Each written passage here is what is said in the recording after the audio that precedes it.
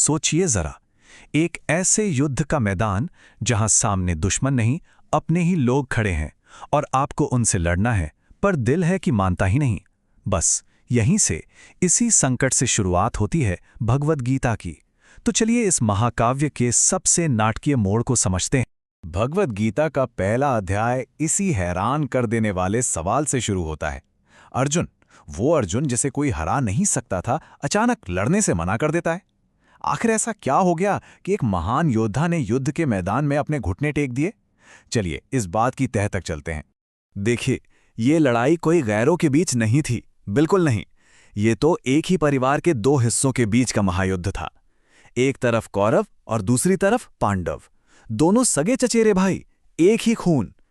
मतलब ये सिर्फ एक युद्ध नहीं था, ये एक परिवार का बिखरना था। और शायद इस कहानी का सबसे दर्दनाक हिस्सा यही है। तो चलिए सीधे चलते हैं उस महायुद्ध की रणभूमि पर और देखते हैं कि आखिर ये सब शुरू कैसे हुआ।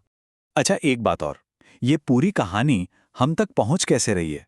ये पहुंच रही है संजय के जरिए। संजय जो उस जमाने के, आप कह सकते हैं, एक लाइव कमेंटेटर थे। उन्हें ऋषि व्यास से दिव्य दृष्टि मिली हुई थी, जिससे वो महल में बैठे नेत्रहीन राजा धृतराष्ट्र को युद्ध का आंखों देखा हाल सुना पा रहे थे। जरा इस पर गौर कीजिए। एक राजा जो देख नहीं सकता, वो सुन रहा है अपने ही परिवार के खत्म होने की कहानी पल दर पल। और फिर युद्ध का आगाज होता है, लेकिन तलवारों से नहीं। उसकी शुरुआत होती है एक ऐसी आवाज से जो मानो आसमान को चीर देती है। ये आवाज है योद्धाओं के शंखनाद की, एक संकेत कि विनाश अब दूर नहीं। तो मैदान में दो विशाल सेनाएं आमने सामने हैं।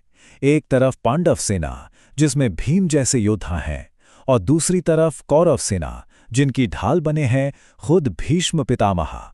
कौरवों का राजा दुर्योधन अपनी सेना को देखता है और घमंड से भर जाता है। कहता है, हमें कौन हराएगा? हमारी शक्ति तो असीमित है, अनलिमिटेड है। और फिर अचानक हजारों शंख, नगाड़े, तुरहिया सब एक साथ गूंज उठते हैं। ये सिर्फ शोर नहीं था, ये ऐलान था, ऐलान जंग, कि अब युद्ध शुरू हो चुका है। ऐसा लगा जैसे धरती कांप रही हो और पूरा आसमान उस गूंज से थर्रा रहा हो। लेकिन यहां एक बड़ा दिलचस्प मोड़ आता है। जब पांडवों ने अपने शंख बजाए तो उनकी आवाज में इतना दम था कि उसने कौरवों के दिल में एक डर सा पैदा कर दिया। संजय बताते हैं कि उस आवाज ने धृतराष्ट्र के बेटों के, मतलब कौरवों के, हृदयों को विदीर्ण कर दिया। सोचिए, ये सिर्फ जंग का ऐलान नहीं था, ये एक तरह से एक मनोवैज्ञानिक चोट थी, पहला बार आवाज से। तो अब कहानी का कैमरा इन विशाल सेनाओं से जूम इन करता है एक शख्स पर। उस शख्स का नाम है अर्जुन। अर्जुन, जो अभी तक लड़ने के लिए बिल्कुल तैयार खड़े थे, अचानक अपने सारथी यानी भगवान कृष्ण से एक अजीब सी गुजारिश करते हैं। वो कहते हैं, हे कृष्ण, मेरा रथ दोनों सेनाओं के ठीक बीच में ले चलो। मुझे देखना है आखिर मुझसे लड़ने के लिए यहाँ कौन कौन जमा हुआ है। बस यही वो पल था जो सब कुछ बदलने वाला था।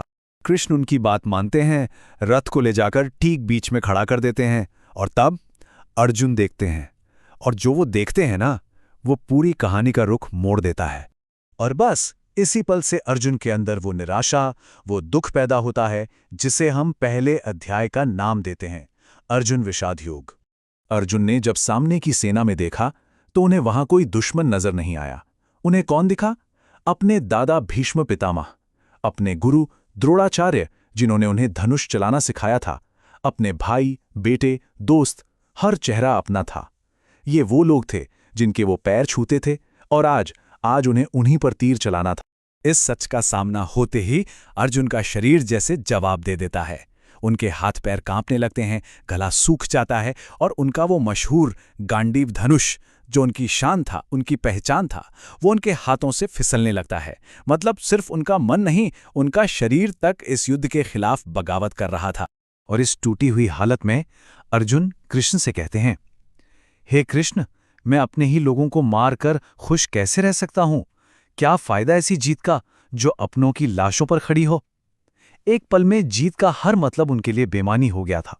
लेकिन अर्जुन यहां सिर्फ भावुक नहीं हो रहे थे। उन्होंने कृष्ण के सामने इस युद्ध को न लड़ने के लिए कुछ बहुत ही ठोस, बहुत ही तार्किक तर्क भी रखे।